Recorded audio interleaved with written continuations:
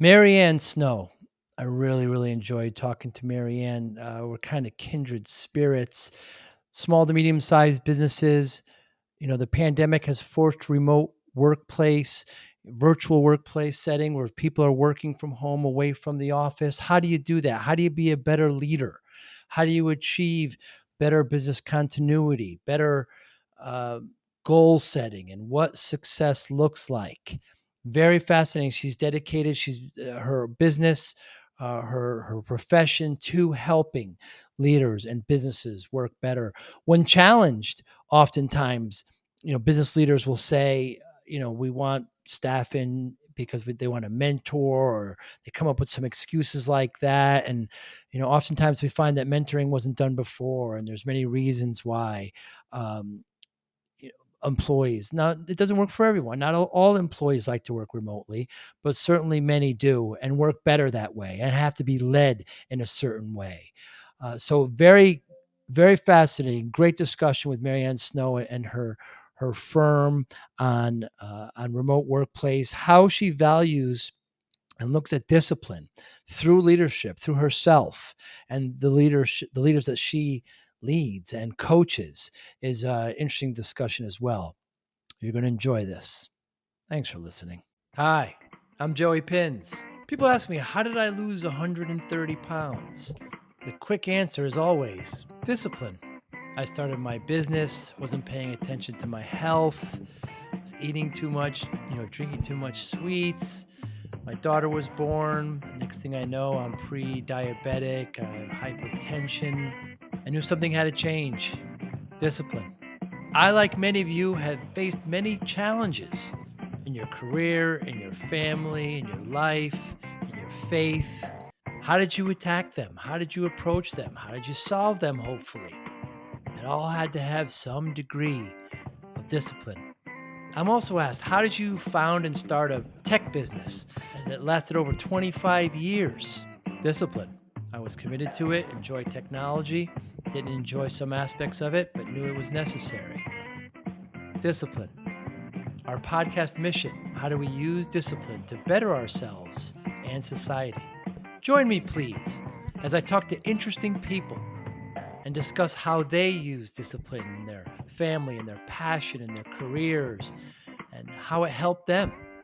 Our podcast vision: growth through learning from others. Joey Pin's Discipline Conversations. It'll be light and serious.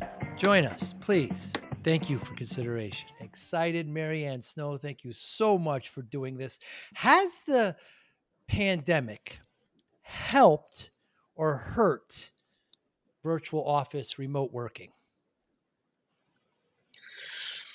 Well, you know what, Joe? I think probably the biggest thing with the pandemic is the pandemic was a proof of concept that people are much more adaptable to being able to work in a remote or distributed team setting than the the average office worker might have assumed previous. And yet, ironically for us, I've been engaged in remote work and distributed work since the 1990s, before the technology was as good as it is today.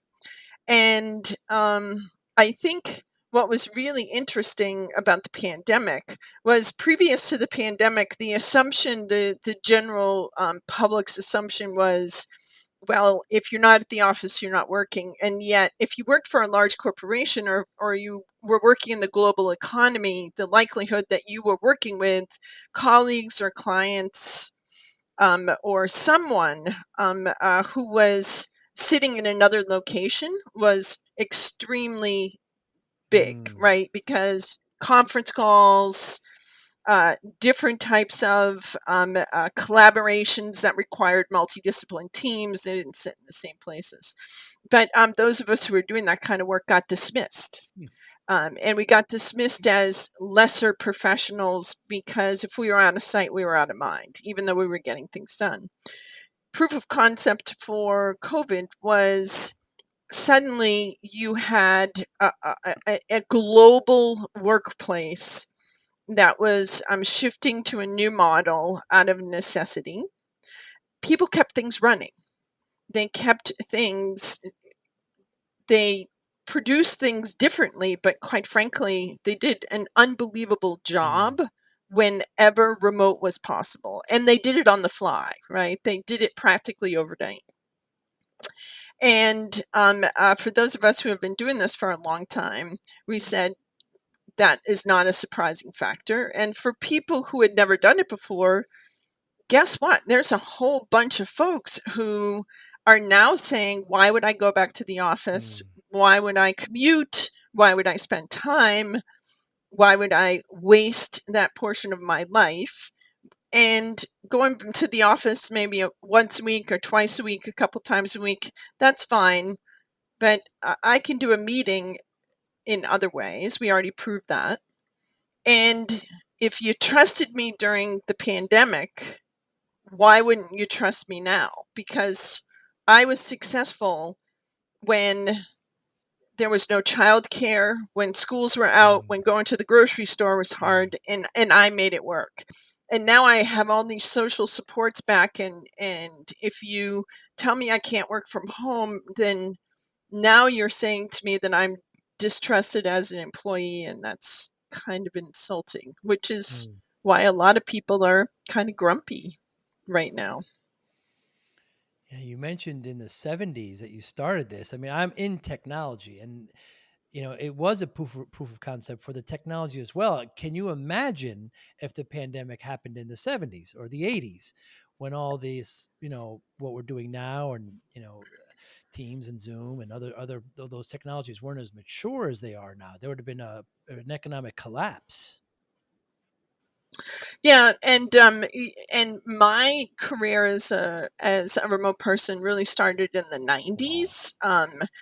But it started in the 90s. But I will tell you, there have always been people who have worked Mm, remotely, but they did it differently. They did it they did it by mm, phone, and before that, they did it by letter. mm, And it just, the timing was just different. In the 90s, when we first got started, when I had a global, I wasn't working globally at that point until little bit later, but when I was working nationally, when we had to send out information to a national workforce, I went to a video studio. I taped the message wow. onto a VHS. They made copies. This is when I was in my Wow. 20s, and they made copies. And then we took them, we put them in envelopes, carted them to the post office, and sent them out to people. Or we sent them out in interoffice mail, which went out to the post office and was delivered to people. So, imagine in the early 2000s, I worked in international financial services. And at that point, I was running a global team. And we had different types of budgets. And I was connecting with people via video conferencing when the only video conferencing option was Skype. Mm. So we've been doing this for a really long time. And all of the work that we do now with the Remote Nation Institute and also with our consulting company Sophia are about helping organizations set up operating models that can accommodate this kind of work. And then at the institute we teach the skills needed to make sure that folks can be successful in these environments. Yeah, you have great content on your site about tips about remote working with your remote RNI, the Nation Institute. And when is it, other than when it's mandatory that you have to be customer facing, in other words, food service or any of these things, we have to interact with people. Is it ever a bad case where remote workplace shouldn't be initiated and worked with? Well, I think that, remote work is not for Mm, everyone. And there are going to be businesses where face to face is actually a business differentiator. But I can actually take you to places in the world right now that are, and I think what's happening is staffing is driving this, overhead expenses are mm, driving this. where you and COVID had an impact on this, where you can actually go to a restaurant and you're not going to talk to a human being in person, but you're going to talk to a screen. Um, People are doing this in receptionists. We've actually had conversations with healthcare organizations and other organizations where receptionists could actually be interacting with folks on a screen. And now it's just a question of delivering great customer service, but you're going to deliver great customer service through a different mechanism. And it's really, there are people who are doing surgery remotely through robotic Wow. operations, and telemedicine, which was invented by NASA many many years ago. As soon as we started putting astronauts into space, we had to think about how we were going to take care of them in the event something happened, Mm, right? So I think it's not a question of are there jobs that can't be done remotely at this particular moment in time. Of course, that's the case. Are people looking at interesting ways to get things done differently? And is technology changing things? Well, anybody who knows anything about the Internet of Things and how your refrigerator can talk to you now, you know, um, knows that there's a big shift. And whether we're talking about autonomous vehicles, whether we're talking about robotic options, and I think there will always be companies that can push themselves further. But I also think that there will always be companies who, whatever the trend is, will try and look for a differentiator. mm, And so I believe that there will be a point in time where face to face may actually be quaint, and it may be something that is really about I'm going to do this and make a choice to do this because I think it will give me market mm. advantage. So I mentioned before, I'm in tech, and I have meetings all day long, and seldom are my counterpart, in an office. They're generally at home. But I have found that our events that we have, I don't know how many we have a year, 50, 30, whatever it may be, are just kind of exploding with people. And it's the opportunity to try to get in front of people. And everybody's really, I remember one of the first ones after the pandemic is like, if you had a red wristband, it meant that you didn't want to shake hands, you didn't want to fist bump. And if you had green, meant that you did. And I didn't see anybody with red. Everybody was like, just couldn't wait to see each other. But that's the exception because this is an annual event. There's once a month. It's not the workday place where people have to commute in all the time. And at those events, I just see more business getting done and just people are happy to see each other. So that's not really part of remote workplace. It's more of the pandemic, wouldn't you say? Yeah, and I think this kind of speaks to a multi-channel world, Mm, right? And the difference of multi-channel communications and how we interact as humans. And I think this is an important consideration because this is not going to stop. Face to face will always have a place in the world, but I think we can't over romanticize face to face get togethers mm, any more than we can romanticize office mm, time. I think we have to acknowledge that you and I have been in our careers to plenty of conferences that were less than effective in many ways. And people went there because they knew they had to go there, just like they go to networking events. But that doesn't mean you're effective. It doesn't mean you've actually mm, conducted business in any meaningful way. It just means that you checked a box, right? Just like if you show up in an office, people can people can slack in an office just like they can slack at right. home. And it is the people who are slacking in an office who may be more likely to slack at home. But going back to the core topic of your podcast, discipline, remote professionals act with discipline. We have objectives, we have deadlines, we have obligations, we have job requirements. And I think what's really important here is is, 2+ years in a pandemic when everybody gets together. Of course, it's gonna feel good Mm. because we've been just let out of, prison, right? We've just been let out of our confinement.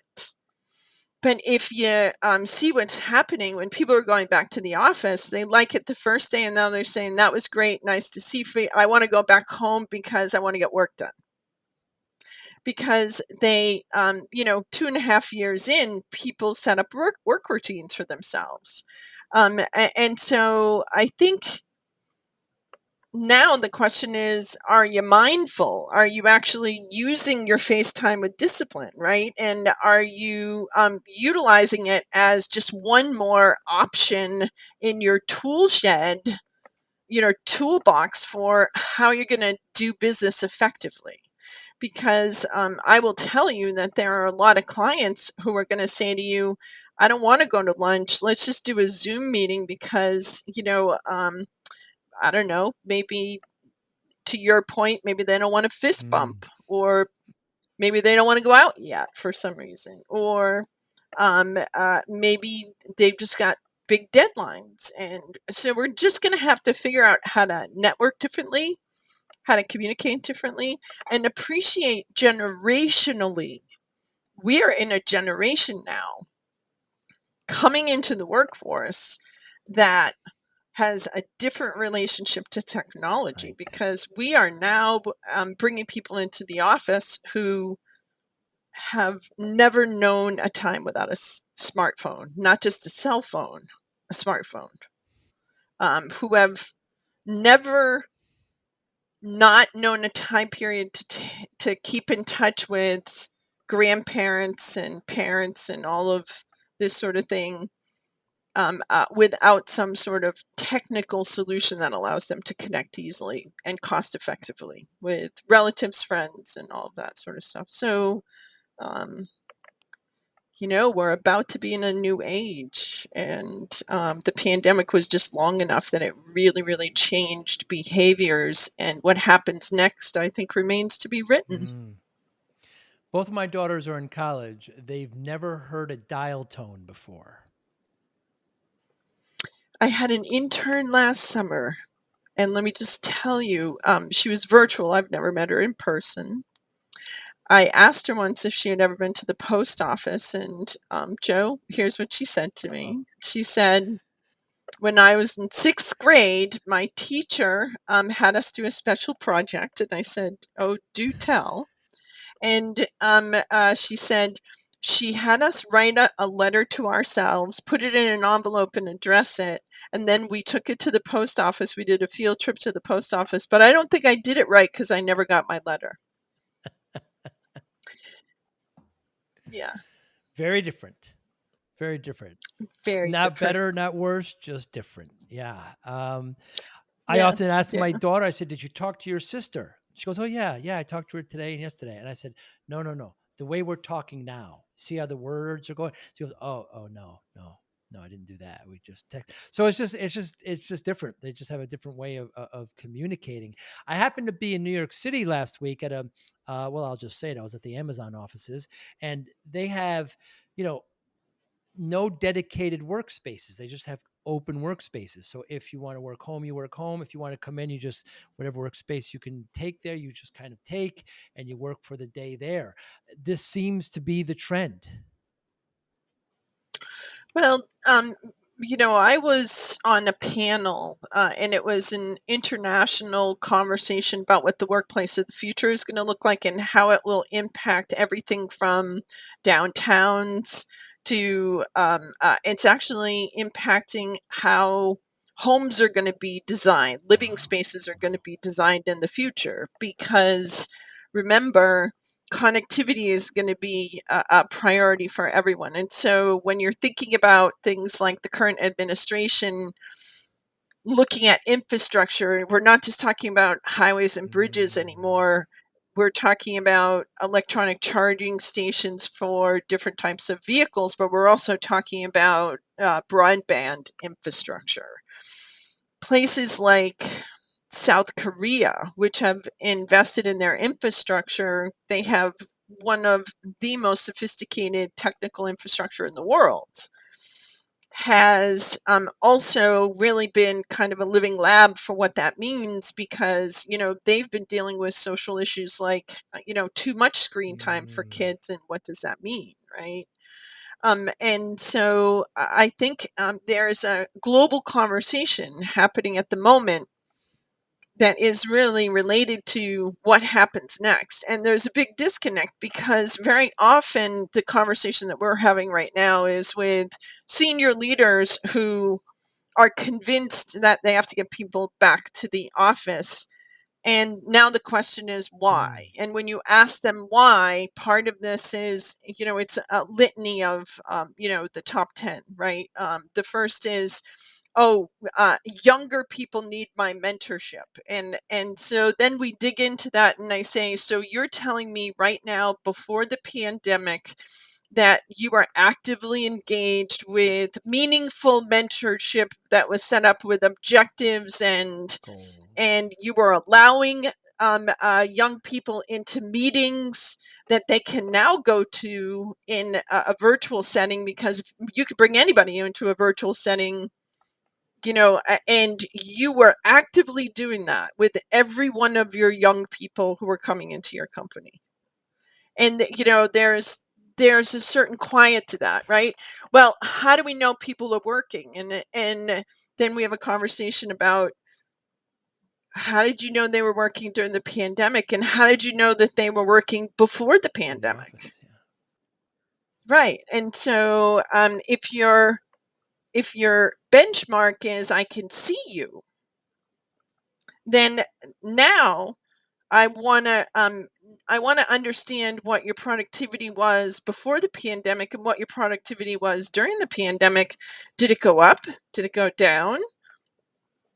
And if it went up during the pandemic, then why would you go back to the office when the empirical data is telling you, the business data is telling you that your people actually got more done, and they just got done differently. And then we just go down the list, right? It's like, and this is really important because,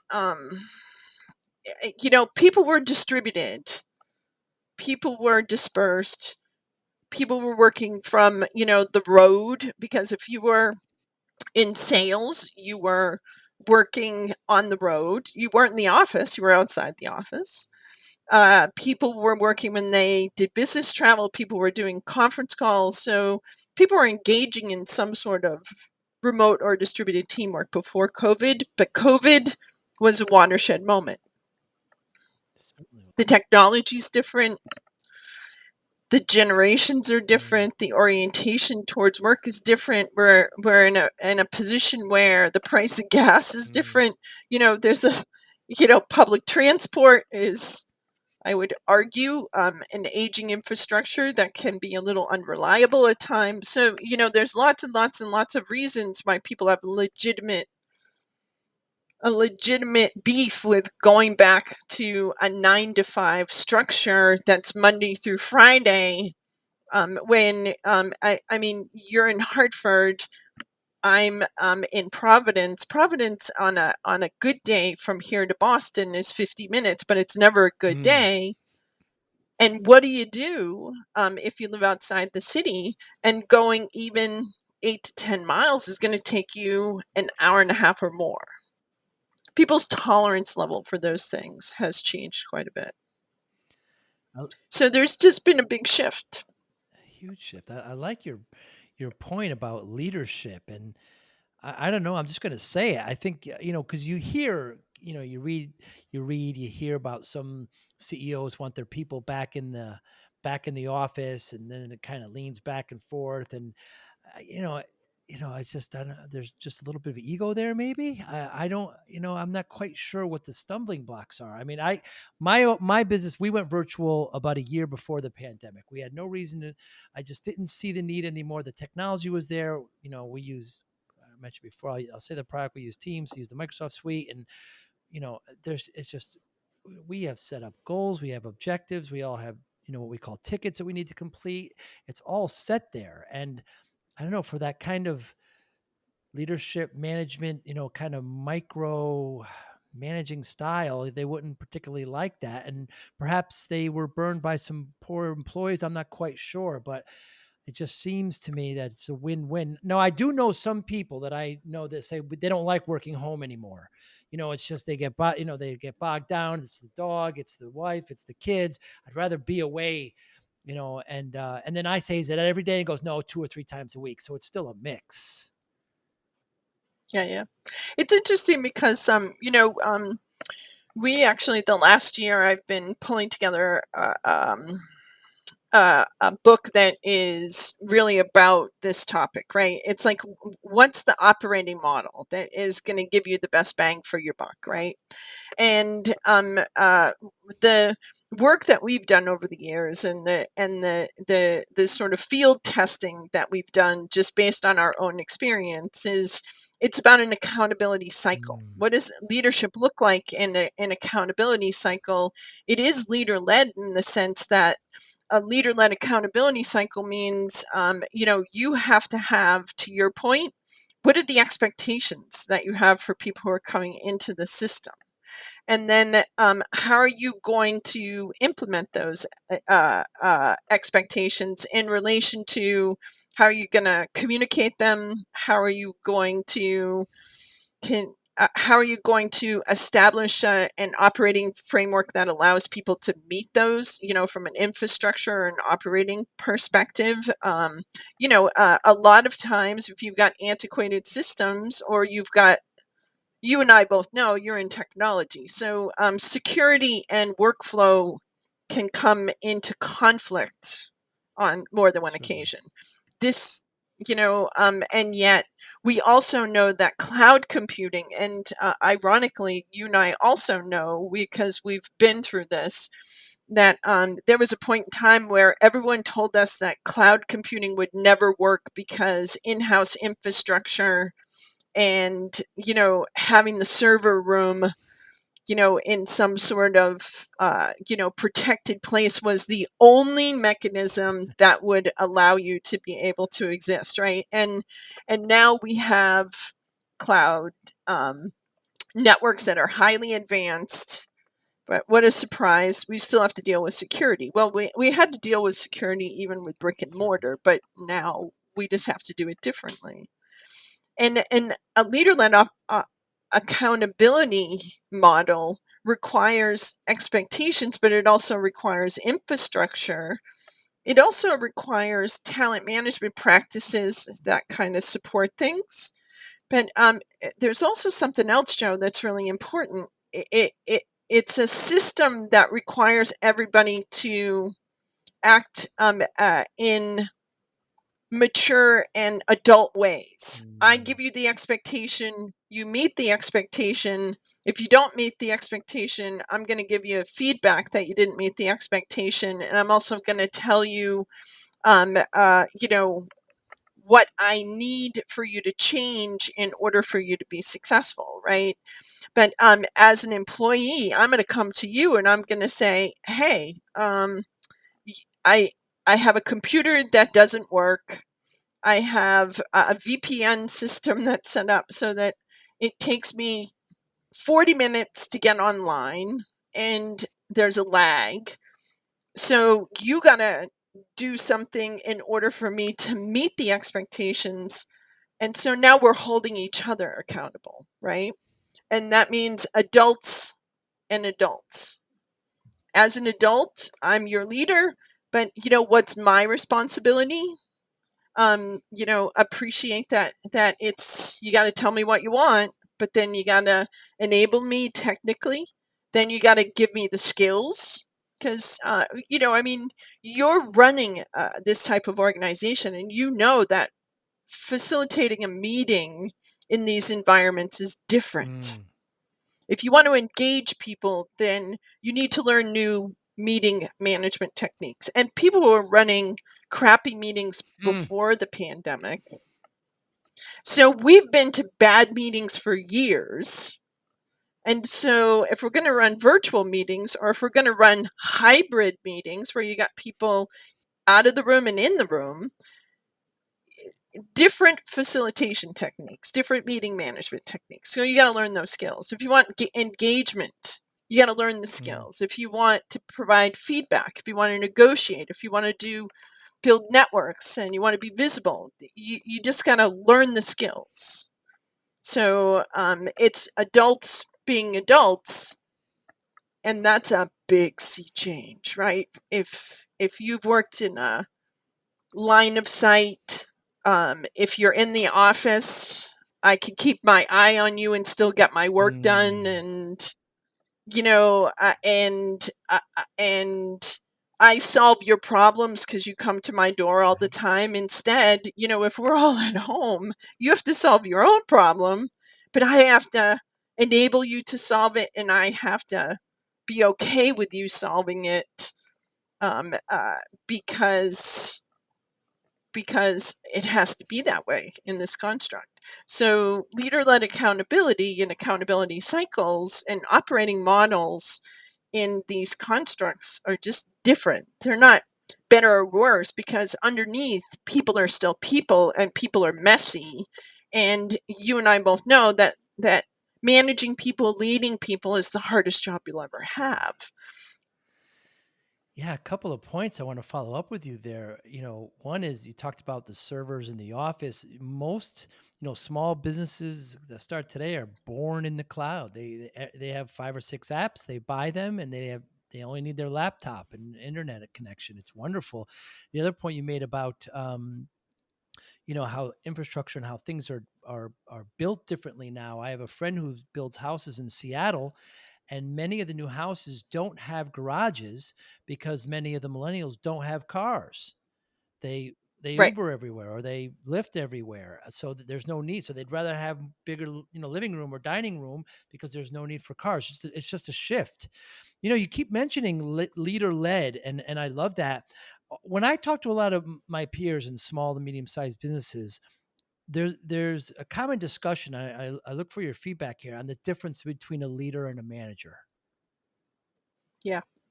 What are your thoughts? Yeah.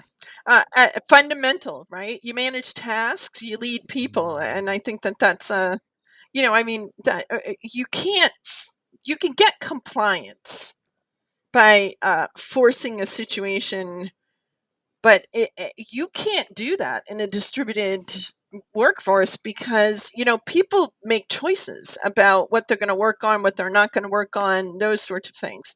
If you have people captive in an office, then we can do compliance because I can keep my eye on you. If you notice, it's the difference between policing a workforce versus enabling a workforce. Another piece of leadership. But I want you to think about this. I want you to think about, you know, NASA. I want you to think of space travel. You know, um, mission control, man. You know, please tell me I have a problem. Tell me. once those people get in a rocket and they're going up, then the only way you're going to keep, those folks on task is by training the heck out of them and prepping them and making sure that they understand, because once they're in that rocket ship and they're orbiting or they're on their way someplace, then it is not about you. It is about someone else. Mm, You can make suggestions, but understand that ultimately the person in the actual spaceship has to operate as an independent person. And I think that this is a really good analogy because folks have been going to space successfully for years. There is a partnership happening there. And so when you think about leaders, particularly leaders in these type of distributed, dispersed, remote team models, it's all about, how do I enable you? How do I help you be successful? How do I observe performance? How do I provide you with feedback so that you know when you're on task, when you're veering off of task? How do I keep in contact with you differently? How do I set you up for success? And how do we work together to make things happen? Because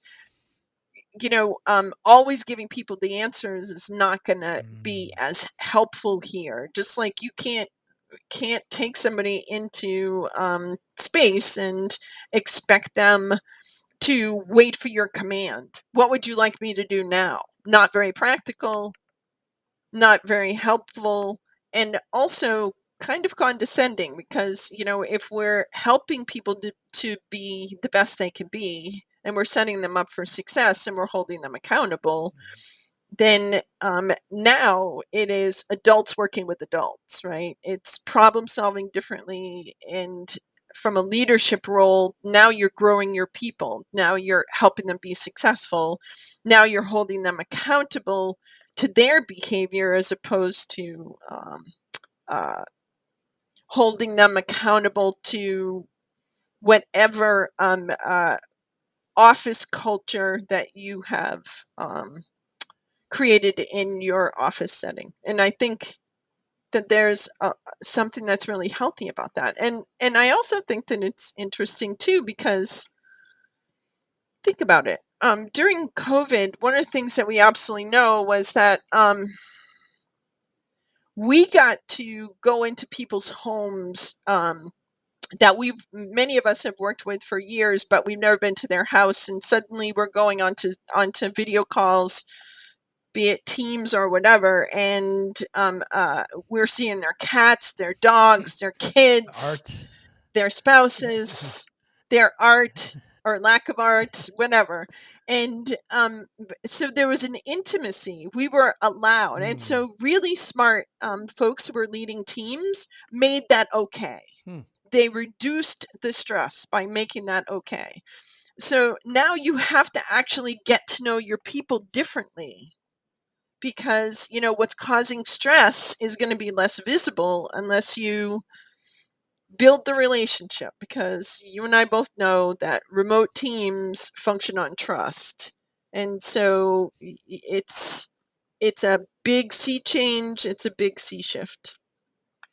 It sounds like to me, Marianne, that when you do your consulting and you talk to these firms, you're really a large portion of it is on leadership and not necessarily remote. That's the irony. The Mm. irony is that the principles can apply whether you have an in-person team or you have a team that's dispersed, Right. because really it's about leading an organization to meet business objectives in whatever form it needs to take. So I wrote a book. It's actually coming out in September. It's called, the Remote Work Handbook. And ironically, anything that's in the Remote Work Handbook is going to be applicable whether you work in an office Hmm.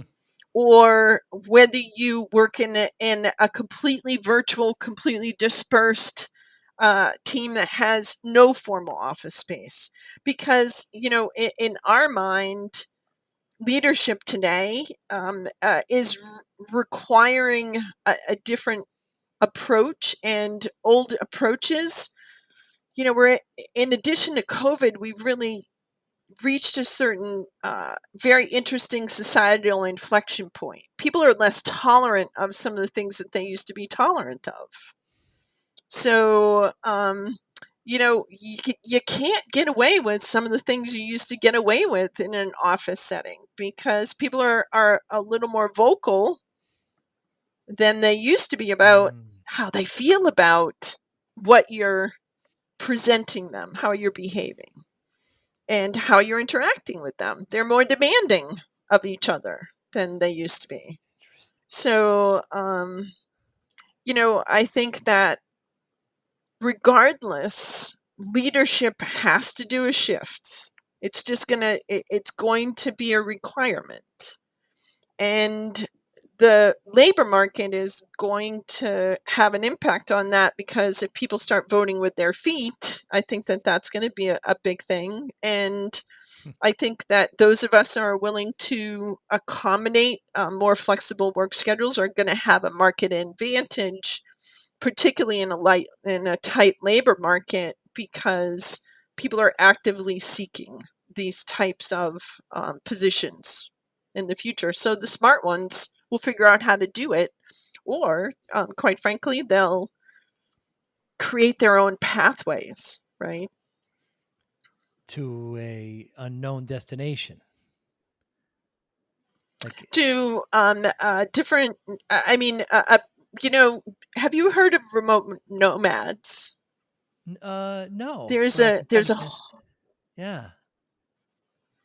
there's a whole community of people, a lot of them in technology, because of the flexibility of technology today. There are actually companies that instead of paying rent to an apartment building, you will pay rent to a company that runs a series of locations globally that are enabled technically to allow you to work from any place in the world. Wow. So you could move to South America, to Bali, to Indonesia, parts of Europe, Canada, the United States, and you can stay for 6 months and have a workspace, because instead of paying rent to a fixed apartment, you will pay a rent, kind of a common fee, a membership fee to these organizations, and you can essentially reserve space for a chunk of time. And so there is a contingent, it's a relatively small one, but that this is what they do. They are more interested in the flexibility, they are less interested in a fixed residence, and they are successfully creating brand new career pathways for themselves. Yeah, I know people that do that, but yeah, that term I'm unfamiliar with. Yeah, remote nomads. It makes perfect sense. I mean, especially if they're perhaps younger or even older, don't have young kids, and just want to travel a bit. It's very inviting to me. It sounds fantastic. Before you mentioned discipline, the kind of the theme of the podcast. People ask me how I lost all the weight, and like they want some quick answer. I always say discipline. Do you consider yourself disciplined, Marianne? I do consider myself disciplined because I have to not only and it's less about control than it is manage my day, right? Mm. And manage to particular objectives and deadlines, and a long-term plan. What is it that we're trying to build in my companies? What am I obligated to complete for not only folks within my team, but also any clients and any customers or any partners that we're working with, because everybody's dependent on someone else, right? We all have obligations, whether it's personal obligations, professional obligations, or just obligations of our role. If I'm a business owner, what's my obligation to my team, to my people, and also growing my company, right? And you're not going to get that if you're not operating with a plan. Mm. So we think a lot about, I tend to work in 12-month sort of time frame, where I'm thinking about what I want to accomplish, and then I'm saying to myself, 12 months is a long time, but I have not only professional obligations, but I have personal obligations, and just a variety of interests, and then biological needs that have to fit into that 12 months. And so, how am I going to really kind of think about how I'm going to use my minutes? I manage my minutes to make my year. And so I will very often say to myself, what are the specific things I need to accomplish this week, and what's the time frame? But do I have wiggle room? Do I need to do them all at once? Can I chunk it up?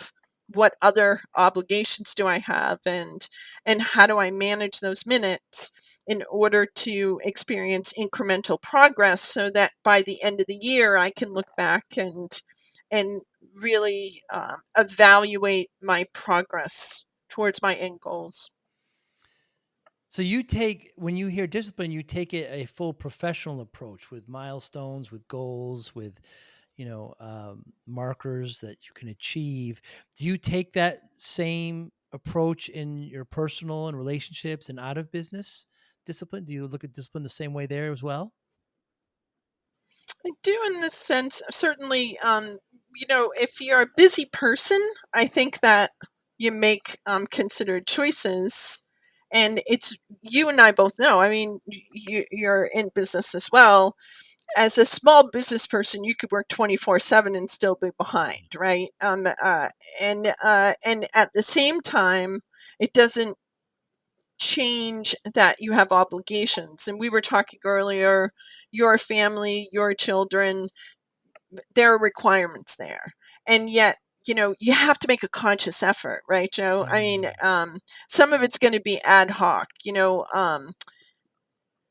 setting up workflows or setting up some sort of routine that will allow you to be able to have meals together in different ways, making Mhm. choices about leaving a note for someone, or not leaving a note for someone.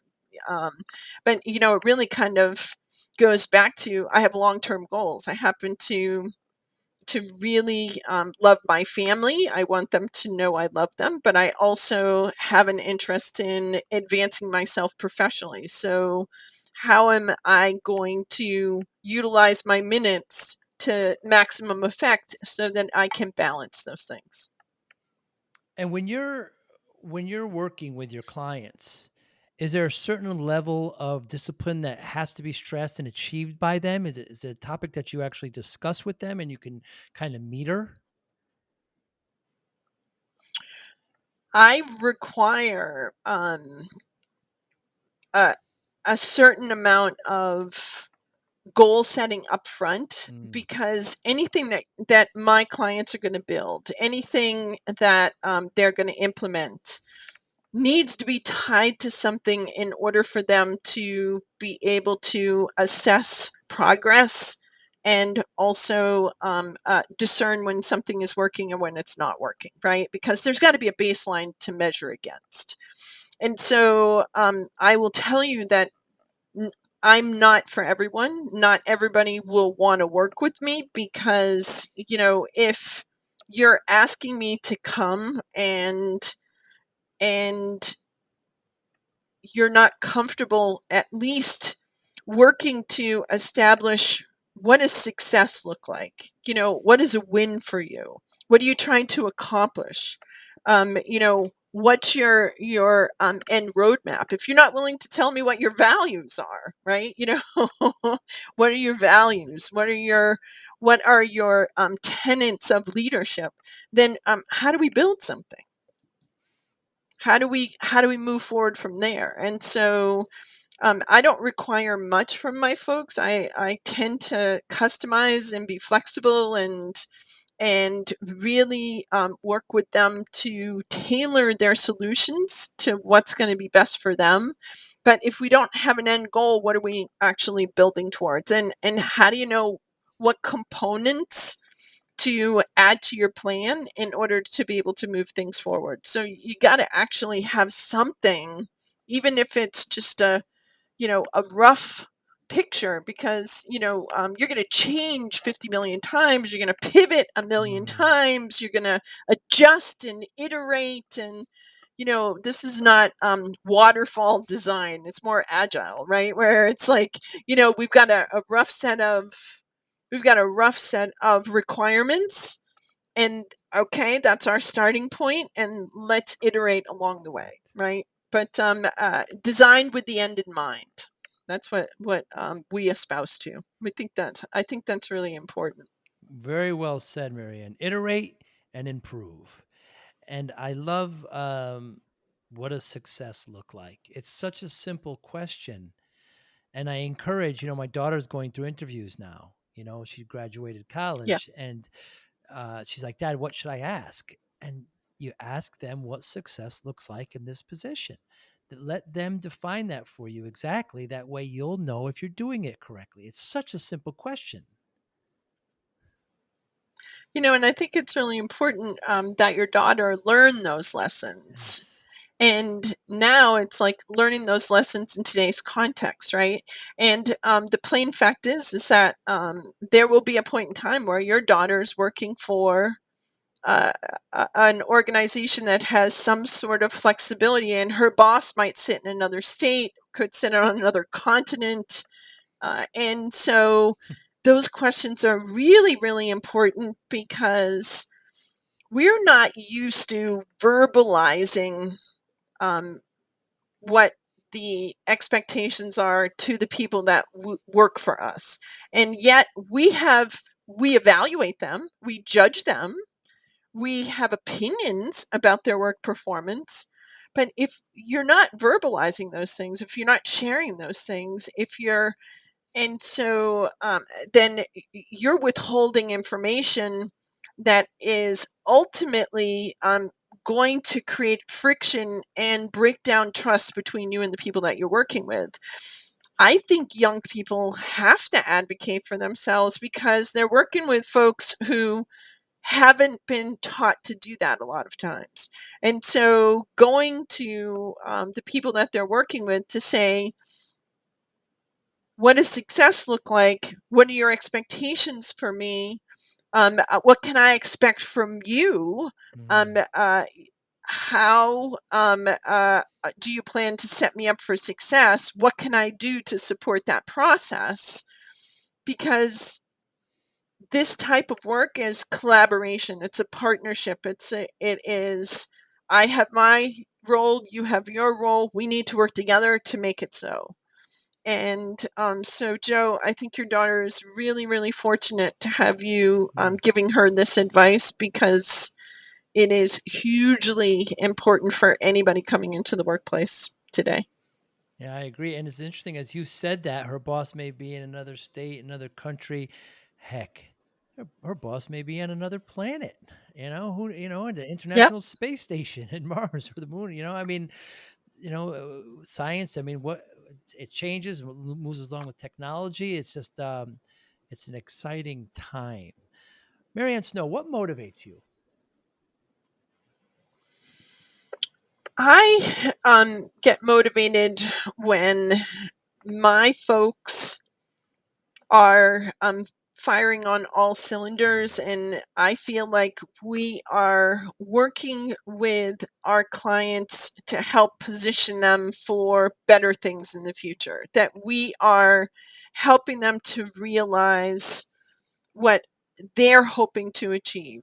And as corny as it sounds, Joe, it's really about every day working with folks to help them to really elevate their value and their self-confidence levels and to see the potential of these types of work models so that they can use them in ways that not only help their companies maintain relevancy, but also so that we're working with professionals on a daily basis so that they can build their job resistant, resilience. I think it's really, really important to have a lot of resilience professionally, but also how are you continuing to grow? How are you continuing to learn so that you can maintain your job relevance Mm. long term, which I think is really important. You're in technology. You know the minute you stop working is the minute that you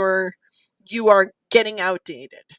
And I think that that's really, really important for everyone to know. And so the things that are my passion are that problem solving piece, the continuing to stay curious and learn piece, and to also ignite that in other people so that they are going to be able to achieve probably more than they anticipated throughout their career. Yeah, the reason why I love technology is because it changes every day. The reason that I hate Yep. technology is because it changes every day. Yep. So it's a love and hate. How do you measure success? I measure success based on small wins, and I'm measuring it against really kind of a vision long term. But I think if you're in, I think if you continue to want things out of life, then I think you have to have clarity on what it is that you're shooting for. And so I'm measuring success against those things as progress forward, as lessons learned, as meeting, new friends. I very much believe that, I was told many years ago by a very smart person that every person they met, they're just a friend that hasn't crossed their path yet, right? So everyone's a friend we haven't met. I'm not naive about those things or Pollyanna about those things. I'm very pragmatic and practical, but I choose to be optimistic, and I will take any forward progress because forward progress is better than no progress. What a wonderful answer, Marianne. I was very excited when you accepted this, and I was really looking forward to this, and it proved to be a great time. It's important what you're doing there. Um, you know, as you say, the workforce is changing, and you're doing great work there. And I really, really appreciate your time today. How can we get in touch with you? You've got great content: LinkedIn, YouTube, Instagram, and your website. How can we get in touch with you, Marianne Snow? So if you actually Google me, Mary Ann Snow, Mariannesnow, you can find me on LinkedIn. The Remote Nation Institute has lots and lots of free content that is available for folks because we're a firm believer that we should share information to help people. We also have a consulting company called Sophia, SOPHAYA .com. Come and find us. Reach out to me on LinkedIn personally or come to one of our sites, and my team and I can't wait to meet you. Like I say, you've got great content, great tips. I remember this one tip in one of your YouTube where you said, ugly sweater day. You could still do that virtually. You could still wear ugly, ugly sweaters on camera. It was a great tip. You had a lot of great tips there on that, and I really enjoyed it. Marianne, thank you so much for your time today. I look forward to one day maybe getting together and having, some pizza over there at Al Forno in Providence. Thank you so much for your time today. Thanks, Joe. It was my pleasure. You Take be care. well. Bye now. Thank you for listening and or viewing Joey Pin's Discipline Conversations. Please share this episode with one or two of your friends who you think may benefit from the episode. Our website, www.joeypins.com. There you'll find lots of resources and you could join our mailing list. Please follow us on all our social media, Instagram, Twitter, and Facebook. Podcast information, the video version of our podcast is on YouTube. Please subscribe. Audio is on all major podcasting platforms. Please follow them. And if you like it, please consider giving 5-star rating. Would really appreciate that. Would you like to financially support the podcast? You can go to our Patreon site. Consider $5, $10, or $20 a month. There's all kind of plans that we have there. There's like a one-time payment. What is this podcast episode worth to you? $25, $50, $100, $500, $1,000, $5,000. You be the judge. You can go to our PayPal account to do that as well. Thank you again for listening or watching Joey Pin's Discipline Conversations.